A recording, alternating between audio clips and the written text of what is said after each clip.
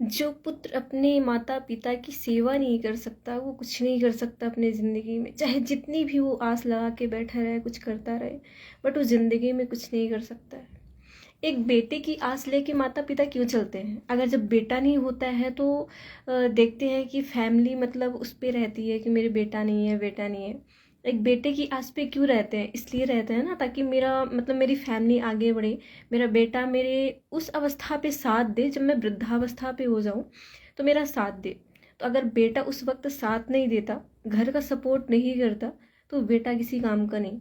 वो अपने करियर में भी आगे नहीं बढ़ पाएगा, ना ही वो ज़िंदगी में कुछ कर पाएगा। क्यों? जब तक कहता है ना कि असली हकदार उस घर का तो बेटा ही होता है ना, बेटियां तो पराई होती है, बेटियां कुछ भी करे उसमें कोई फर्क नहीं पड़ता है, बट मेन मुद्दा जो होता है वो बेटा होता है। आजकल कहूँ तो लड़के से ज़्यादा लड़कियां ही आगे बढ़ चुकी हैं, बट लड़कों को कोई फर्क नहीं पड़ता भाई, क्योंकि लड़कों को कुछ करना ही नहीं है, उन्हें केवल गुंडागर्दी ज़्यादा करनी होती है। तो ये सब मैटर नहीं रखता आपको, ये मायने नहीं रखता आपके लिए। बेटा वही असली है जो हर स्थिति, हर प्रॉब्लम को समझे, घर की पूरी सपोर्टिंग करे, घर के सपोर्ट पे रहे, पूरा साथ दे घर में।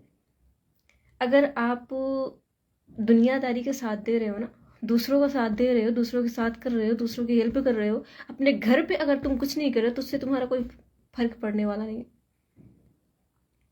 जब तक घर के सदस्यों की तुम सपोर्ट नहीं करते, घर के लोगों की इज्जत नहीं करते, तुम बेटे नहीं।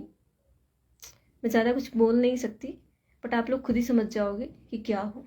जो ऐसे हैं और जो बेटे ऐसे हैं कि अपनी फैमिली को पूरा सपोर्ट करते हैं, उन्हें देखकर चलते हैं, हर चीज़ें प्रॉब्लम को समझते हैं, उसको मेंटेन करते हैं, तो मैं उन बेटों को भी सलाम करूँगी, उन भाइयों को भी सलाम करूँगी। तो वो मेरे लिए हर तरह से अच्छे हैं, और मैं यही कहूँगी कि हर बेटे, हर भाई बहन मेरे लिए एक समान है, और इसी तरह रहे। क्योंकि देखिए, एक बुढ़ापे में सहारा उनका एक बेटा ही होता है। अगर माँ पिता का बेटा साथ नहीं दिया तो फिर कोई नहीं।